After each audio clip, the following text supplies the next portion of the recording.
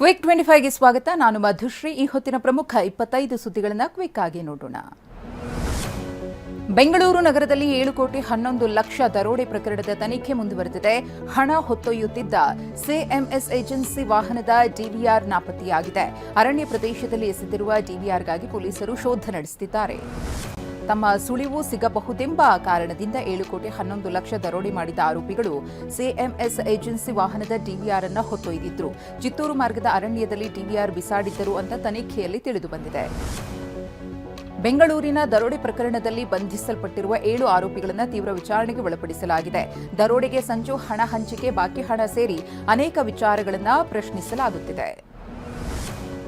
ಬೆಂಗಳೂರಿನಲ್ಲಿ ನಡೆದ ದರೋಡೆ ಪ್ರಕರಣದಲ್ಲಿ ಹಣ ಸಾಗಿಸುವ ಸಿಎಂಎಸ್ ಏಜೆನ್ಸಿಯ ಮತ್ತೊಂದು ನಿರ್ಲಕ್ಷ್ಯ ಬಯಲಾಗಿದೆ. ಅಪ್ಡೇಟ್ ಇಲ್ಲದ ವಾಹನ ಬಳಕೆ ಮಾಡಲಾಗುತ್ತಿತ್ತು. ಇದೇ ಕಾರಣಕ್ಕೆ ಆರೋಪಿಗಳು ಈ ವಾಹನವನ್ನೇ ರಾಬರಿ ಮಾಡೋಕೆ ಆಯ್ಕೆ ಮಾಡಿಕೊಂಡಿದ್ದರು ಎಂಬುದು ತನಿಖೆಯಲ್ಲಿ ತಿಳಿದುಬಂದಿದೆ. ಡಿಕೆ ಶಿವಕುಮಾರ್ ಮುಂದಿನ ಮುಖ್ಯಮಂತ್ರಿ ಆಗಲಿದ್ದಾರೆ ಎಂದು ಗದಗದ ಹುಲಿಗೆಮ್ಮ ದೇವಿಯ ಜೋಗತಿ ಭೈಲಮ್ಮ ಬಾಳಮಣ್ಣ ಭವಿಷ್ಯ ನುಡಿದಿದ್ದಾರೆ. ಸಿದ್ದರಾಮಯ್ಯ ಮುಖ್ಯಮಂತ್ರಿ ಸ್ಥಾನವನ್ನ ಬಿಟ್ಟುಕೊಡ್ತಾರೆ, 2.5 ತಿಂಗಳೊಳಗೆ ಸಿಎಂ ಆಗ್ತೀರಿ ಅಂತ ಜೋಗತಿ ಭೈಲಮ್ಮ ಬಾಳಮಣ್ಣ ಭವಿಷ್ಯ ಹೇಳಿದ್ದಾರೆ. ರಾಜ್ಯ ಕಾಂಗ್ರೆಸ್ ನಾಯಕತ್ವ ಬದಲಾವಣೆ ವದಂತಿ ಜೋರಾಗಿರುವಾಗಲೇ ಸಿಎಂ ಡಿಕೆ ಶಿವಕುಮಾರ್ ಪರ ಪೂಜೆ ಮುಂದುವರೆದಿದೆ. ಸಿದ್ದರಾಮಯ್ಯ ತವರು ಜಿಲ್ಲೆ ಮೈಸೂರಿನಲ್ಲಿಯೇ ಅಯ್ಯಪ್ಪಸ್ವಾಮಿ ಮಾಲಾಧಾರಿಗಳು ಪೂಜೆ ಸಲ್ಲಿಸಿದ್ದಾರೆ. ಡಿಕೆ ಸಿಎಂ ಆಗಬೇಕೆಂದು ಘೋಷಣೆ ಕೂಗಿದ್ದಾರೆ. ನಾಯಕತ್ವ ಬಿಕ್ಕಟ್ಟು ತಲೆಬಿಸಿ ನಡುವೆಯೇ ಸಿಎಂ ಸಿದ್ದರಾಮಯ್ಯ ಹಾಗೂ ಡಿಸಿಎಂ ಡಿಕೆ ಶಿವಕುಮಾರ್ ಇಂದು ಚಿಕ್ಕಬಳ್ಳಾಪುರ ಜಿಲ್ಲಾ ಪ್ರವಾಸ ಕೈಗೊಳ್ಳಲಿದ್ದಾರೆ. ಶಿಡ್ಲಘಟ್ಟದಲ್ಲಿ ನಡೆಯಲಿರುವ ಕಾರ್ಯಕ್ರಮದಲ್ಲಿ ಪಾಲ್ಗೊಳ್ಳಲಿದ್ದಾರೆ. 28 ಇಲಾಖೆಗಳ 2,000 ಕೋಟಿ ವೆಚ್ಚದ 947 ಕಾಮಗಾರಿಗಳಿಗೆ ಚಾಲನೆ ಮತ್ತು ಉದ್ಘಾಟನೆ ಸಿಗಲಿದೆ. ಕೋಲಾರದಲ್ಲಿ ಕೆಎಸ್ಆರ್ಟಿಸಿ ಬಸ್ ಇಲ್ಲದೆ ಪ್ರಯಾಣಿಕರು ಪರದಾಡುವಂತಾಗಿದೆ. ಮುಂಜಾನೆ 4 ಗಂಟೆಯಿಂದಲೂ ಸರಿಯಾದ ಬಸ್ ವ್ಯವಸ್ಥೆ ಇಲ್ಲದೆ ಪ್ರಯಾಣಿಕರು ಸಂಕಷ್ಟ ಅನುಭವಿಸುತ್ತಿದ್ದಾರೆ. ಶಿಡ್ಲಘಟ್ಟದಲ್ಲಿ ಸಿಎಂ ಕಾರ್ಯಕ್ರಮಕ್ಕೆ ಬಸ್ ಕಳಿಸಿರುವುದರಿಂದ ಕೋಲಾರದಲ್ಲಿ ಪ್ರಯಾಣಿಕರು ಪರದಾಡುವಂತಾಗಿದೆ. ಕೇರಳದಲ್ಲಿ ಮಾರಣಾಂತಿಕ ಮಿದುಳು ತಿನ್ನುವ ಅಮೀಬಾ ಸೋಂಕು ಪ್ರಕರಣ ಹೆಚ್ಚಳ ಹಿನ್ನೆಲೆಯಲ್ಲಿ ಚಾಮರಾಜನಗರ ಗಡಿಯಲ್ಲಿ ಜಾಗೃತಿ ಮೂಡಿಸಲಾಗುತ್ತಿದೆ. ಮೂಳೆಹೊಳೆ ಚೆಕ್ಪೋಸ್ಟ್ನಲ್ಲಿ ಅಯ್ಯಪ್ಪ ಮಾಲಾಧಾರಿಗಳಿಗೆ ಮಾರ್ಗಸೂಚಿಯ ಬಗ್ಗೆ ತಿಳಿಸಲಾಗುತ್ತಿದೆ. ಮಲೆನಾಡು ಭಾಗದಲ್ಲಿ ಕಾಳಿಂಗ ಸರ್ಪಗಳು ಹೆಚ್ಚಾಗಿ ಕಾಣಿಸಿಕೊಳ್ಳುತ್ತಿರುವುದರಿಂದ ಜನ ಆತಂಕಕ್ಕೀಡಾಗಿದ್ದಾರೆ. ಹೀಗಾಗಿ ಕಾಳಿಂಗ ಸರ್ಪಗಳ ಸೆರೆಗೆ ಕಾರ್ಯಪಡೆ ರಚಿಸಲು ಅರಣ್ಯ ಇಲಾಖೆ ತೀರ್ಮಾನಿಸಿದೆ. ಹಾಗೆ ಸಂಘ ಸಂಸ್ಥೆಗಳು ಖಾಸಗಿ ವ್ಯಕ್ತಿಗಳಿಂದ ಸೆರೆ ಹಿಡಿಸದಂತೆ ಸೂಚನೆ ನೀಡಿದೆ. ದಾವಣಗೆರೆ ಜಿಲ್ಲೆಯ ಚನ್ನಗಿರಿಯಲ್ಲಿ ಅಡಿಕೆ ಸಿಪ್ಪೆಯನ್ನು ಸೂಕ್ತ ರೀತಿಯಲ್ಲಿ ವಿಲೇವಾರಿ ಮಾಡಲಾಗುತ್ತಿದೆ. ಅಡಿಕೆ ಸಿಪ್ಪೆಯನ್ನು ರಸ್ತೆ ಬದಿಗೆ ಸುರಿದು ಬೆಂಕಿ ಹಾಕಲಾಗುತ್ತಿದೆ. ಇದರಿಂದ ದಟ್ಟ ಹೊಗೆ ಕಾಣಿಸಿಕೊಂಡಿದ್ದು ವಾಹನ ಸವಾರರು ಪರದಾಡುವಂತಾಗಿದೆ. ರಾಯಚೂರಿನ ದೇವದುರ್ಗ ತಾಲೂಕಿನಲ್ಲಿ ರೈತರು ಸಾಗಿಸುವ ಭತ್ತದ ಲಾರಿಗಳಿಂದ ಅಕ್ರಮವಾಗಿ ಹಣ ವಸೂಲಿ ಮಾಡಲಾಗುತ್ತಿದೆ ಅನ್ನೋ ಆರೋಪ ಕೇಳಿಬಂದಿದೆ. ಎಪಿಎಂಸಿ ಅಧ್ಯಕ್ಷ ಮತ್ತು ಕಾರ್ಯದರ್ಶಿ ಸೂಚನೆಯ ಮೇರೆಗೆ ಹಣ ವಸೂಲಿ ಮಾಡಲಾಗುತ್ತಿದೆ ಅಂತ ಆಪಾದಿಸಲಾಗಿದೆ. ಜಾಲಹಳ್ಳಿ ಪೊಲೀಸ್ ಠಾಣೆಯಲ್ಲಿ ಪ್ರಕರಣ ದಾಖಲಾಗಿದೆ. ಸುಪ್ರೀಂ ಕೋರ್ಟ್ ನೂತನ ಮುಖ್ಯ ನ್ಯಾಯಮೂರ್ತಿಗಳಾಗಿ ಜಸ್ಟಿಸ್ ಸೂರ್ಯಕಾಂತ್ ಇಂದು ಪ್ರಮಾಣ ವಚನ ಸ್ವೀಕರಿಸಲಿದ್ದಾರೆ.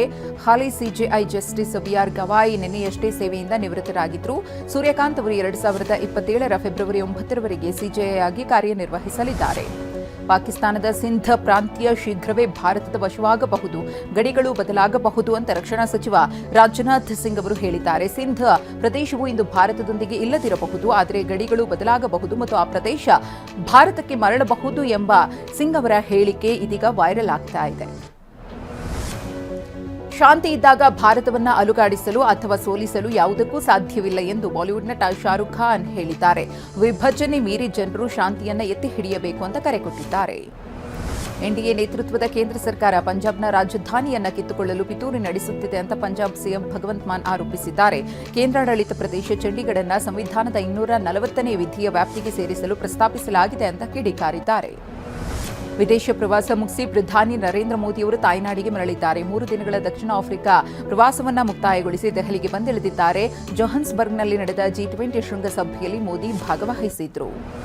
ಉತ್ತರ ಪ್ರದೇಶದ ಅಯೋಧ್ಯೆಯಲ್ಲಿ ಶ್ರೀರಾಮ ಮಂದಿರದ ಮುಖ್ಯ ಗೋಪುರದ ಮೇಲೆ ನಾಳೆ ಧರ್ಮಧ್ವಜ ಸ್ಥಾಪನೆಯಾಗಲಿದೆ. ಪ್ರಧಾನಿ ನರೇಂದ್ರ ಮೋದಿಯವರು ಈ ಐತಿಹಾಸಿಕ ಸಮಾರಂಭದಲ್ಲಿ ಪಾಲ್ಗೊಂಡು ಧ್ವಜಾರೋಹಣ ಮಾಡಲಿದ್ದಾರೆ. ರಾಮ ಮಂದಿರದ ಮೇಲೆ ಹಾರಾಡುವ ಕೇಸರಿ ಬಣ್ಣದ ಈ ಧ್ವಜ ಸುಮಾರು 11 ಕೆಜಿ ತೂಕವಿದೆ. 22 ಅಡಿ ಉದ್ದ ಮತ್ತು 11 ಅಡಿ ಅಗಲ ಇದೆ. ಸೂರ್ಯ ಅಂಶದ ಸೂರ್ಯನ ಚಿಹ್ನೆ ಓಂ ಮತ್ತು ಪ್ರಾಚೀನ ಕಾಲದ ಪವಿತ್ರ ಕೋವಿದಾರ ವೃಕ್ಷದ ಚಿತ್ರಗಳಿರಲಿವೆ. 30 ಅಡಿ ಎತ್ತರದ ಧ್ವಜ ಸ್ತಂಭದಲ್ಲಿ ಧರ್ಮ ಧ್ವಜ ಹಾರಾಡಲಿದೆ. ರಾಷ್ಟ್ರ ರಾಜಧಾನಿ ದೆಹಲಿಯಲ್ಲಿ ಎಷ್ಟೇ ಕಠಿಣ ಕ್ರಮಗಳನ್ನು ಕೈಗೊಂಡರೂ ವಾಯು ಮಾಲಿನ್ಯ ನಿಯಂತ್ರಣಕ್ಕೆ ಬರ್ತಿಲ್ಲ. ಇಂದು ಕೂಡ ವಾಯು ಗುಣಮಟ್ಟ ವಿಷಮ ಸ್ಥಿತಿಗೆ ತಲುಪಿದೆ. ಐಟಿಒ ಪ್ರದೇಶದಲ್ಲಿ ವಾಯು ಗುಣಮಟ್ಟ ಐಕ್ಯೂನಲ್ಲಿ 410ರಷ್ಟಿದೆ.